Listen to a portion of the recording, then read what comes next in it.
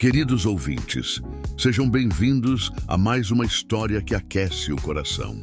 Hoje vamos mergulhar nas terras secas e abençoadas do agreste nordestino. Numa época em que o Brasil ainda vivia sob a coroa do imperador, mas o sertão seguia suas próprias leis. O sol ardia sobre as plantações, o vento soprava a poeira das estradas e a vida se fazia na base da fé e da força. Foi ali, entre o canto das cigarras e o cheiro da terra rachada, que o destino de um fazendeiro e de uma viúva se cruzou de um jeito que ninguém poderia imaginar. Dizem que o coração do sertão é duro, mas não é frio. É um coração que sofre, que luta e que às vezes precisa ser quebrado para florescer de novo. E foi numa dessas que tudo começou. Num dia em que o fazendeiro Bento Cavalcante montou em seu cavalo com os olhos firmes e o semblante fechado. Ele era um homem conhecido pela rigidez, justo, mas implacável. Nas terras que herdara do pai, nada passava despercebido. Cada hectare, cada gado, cada vaqueiro, tudo seguia à risca. E naquele dia, ele ia fazer o que considerava certo: despejar uma viúva e seus filhos da pequena casa de taipa que ficava num canto esquecido de suas terras. Dona Rosa, a viúva, já morava ali desde o tempo do antigo patrão, o pai de Bento. Depois que o velho morreu, os tempos mudaram. As contas apertaram, a seca veio e Bento, endurecido pelas dívidas e pela solidão, decidiu cortar tudo que não lhe dava lucro. A casa onde Dona Rosa vivia era uma delas. Quando o capataz avisou que ela não tinha mais o direito de ficar, ela apenas abaixou a cabeça e disse que esperaria o próprio fazendeiro. E assim foi. Naquela manhã, o sol nascia vermelho, como se pressentisse o que estava por vir. Bento chegou com o cavalo trotando firme, o chapéu cobrindo parte do rosto. Ao longe, viu a casa simples, feita de barro e esperança, e o vulto de uma mulher no terreiro. Ela estendia roupa num varal improvisado, enquanto 3 crianças brincavam com uma bola de pano. Bento parou, observou por um instante, e algo dentro dele balançou. Mas ele logo afastou o pensamento. Negócio é negócio, pensou. Quando ela o viu chegando, limpou as mãos no avental e ficou de pé. "Bom dia, seu Bento", disse com voz serena, mas com os olhos marejados.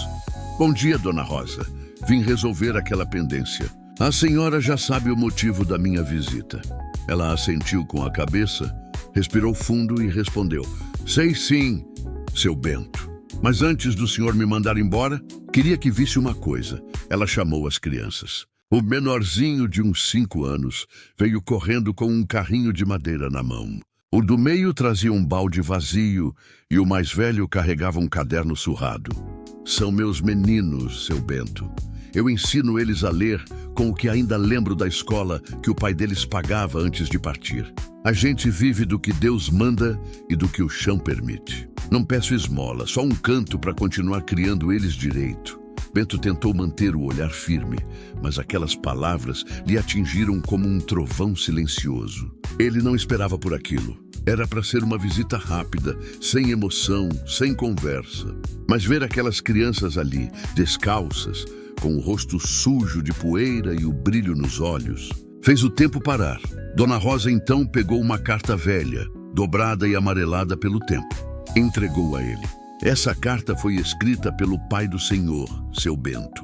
Antes dele morrer, me deu essa folha e disse que enquanto eu precisasse, essa casa seria meu abrigo. Eu nunca mostrei antes, porque pensei que o senhor soubesse." Bento abriu a carta com mãos trêmulas. Reconheceu a letra. Era mesmo do pai. As palavras eram simples, mas carregadas de sentimento. "Rosa é mulher de coragem. Enquanto o meu nome valer alguma coisa neste sertão, ela terá um teto sob o sol." O fazendeiro sentiu um nó na garganta. As lembranças do pai vieram como um vendaval. A voz firme, o jeito humano, o olhar bondoso. Tudo aquilo que ele havia esquecido ao se tornar o homem rígido que era. O silêncio tomou conta. Só se ouvia o vento batendo nas folhas secas do juazeiro. Ele dobrou a carta, guardou no bolso e desviou o olhar, tentando se recompor. "Dona Rosa?" O mundo é duro demais para quem tem coração mole. Mas talvez eu tenha endurecido demais. Ela baixou os olhos. Eu entendo, seu Bento. Só peço para ficar até a próxima chuva. Depois a gente vê para onde vai.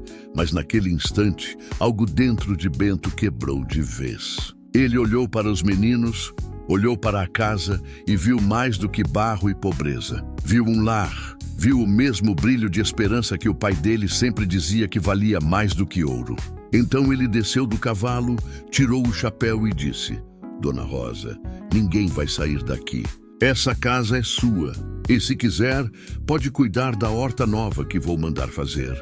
Quero ver esses meninos crescendo fortes, com estudo e dignidade. As lágrimas rolaram silenciosas no rosto da viúva. Os meninos sorriram, e o menorzinho abraçou a perna do fazendeiro. Ele ficou imóvel por um segundo, surpreso com o gesto. Depois, baixou o corpo e o abraçou de volta. Foi como se o peso de anos de frieza e culpa se dissolvesse naquele instante.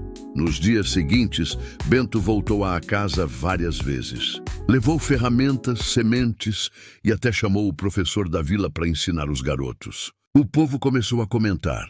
O fazendeiro mudou, e mudou mesmo. Aquele gesto simples, que para muitos seria apenas um perdão, para ele foi renascimento. Certa vez, um dos vaqueiros perguntou: Seu Bento, o que fez o senhor mudar tanto? E ele respondeu, olhando para o horizonte: Foi o olhar de uma mãe e a coragem de 3 meninos que me ensinaram que riqueza de verdade não é o que a terra dá, e é o que o coração aguenta. Com o tempo, Dona Rosa se tornou a administradora de uma parte das terras, e os meninos cresceram estudando. O mais velho virou professor, o do meio seguiu a lida da roça e o pequeno, aquele que o abraçou, virou médico e construiu um hospital no povoado. Na inauguração, Bento já velho foi convidado de honra. Quando subiu ao palco, o médico disse emocionado: Tudo começou no dia em que um homem veio para tirar o nosso teto e acabou nos dando um lar. As pessoas choraram. Bento também, porque no fundo ele sabia que aquele dia, tantos anos atrás, foi o dia em que Deus o visitou disfarçado de viúva e de criança. E talvez essa seja a maior lição dessa história. Que às vezes, quando achamos que estamos indo fazer justiça, é o próprio destino que está vindo nos ensinar sobre compaixão. Mas o tempo, como o vento, nunca para. Os anos seguintes trouxeram novas provações. Uma nova seca castigou o sertão, mais dura que todas as anteriores. As plantações morreram, os rios secaram e o povo começou a ir embora. Bento já estava idoso e suas forças diminuíam, mas seu coração permanecia firme. Dona Rosa, agora com cabelos prateados, coordenava o trabalho nas terras e mantinha viva a horta que Bento mandara fazer tantos anos antes.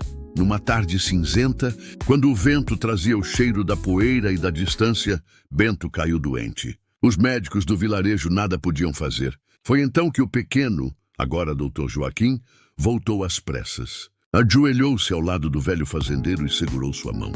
Seu Bento, foi o senhor quem me deu a chance de ser quem sou. E agora é minha vez de cuidar do senhor. Bento sorriu fraco e respondeu: Não, meu filho. Quem cuidou de mim foi Deus, quando mandou vocês 3 para me ensinar o que é amor. Naquela noite, sob o som distante da chuva começando a cair, Bento fechou os olhos pela última vez. E dizem que no instante em que ele partiu, uma chuva forte lavou toda a fazenda. Foi como se o céu também chorasse. Depois disso, Dona Rosa mandou erguer uma pequena capela no alto da colina, com uma cruz de madeira simples e o nome dele gravado. Todo ano, na época da chuva, o povo do sertão se reunia ali para agradecer. E até hoje, há quem jure que nas madrugadas silenciosas é possível ouvir o trotar de um cavalo passando ao longe. E um homem murmurando: Riqueza de verdade é o que o coração aguenta. Você acredita que isso realmente aconteceu? Se essa história te tocou, é porque ela precisava chegar até você. E se tocou fundo, compartilhe, porque o mundo precisa de mais histórias assim.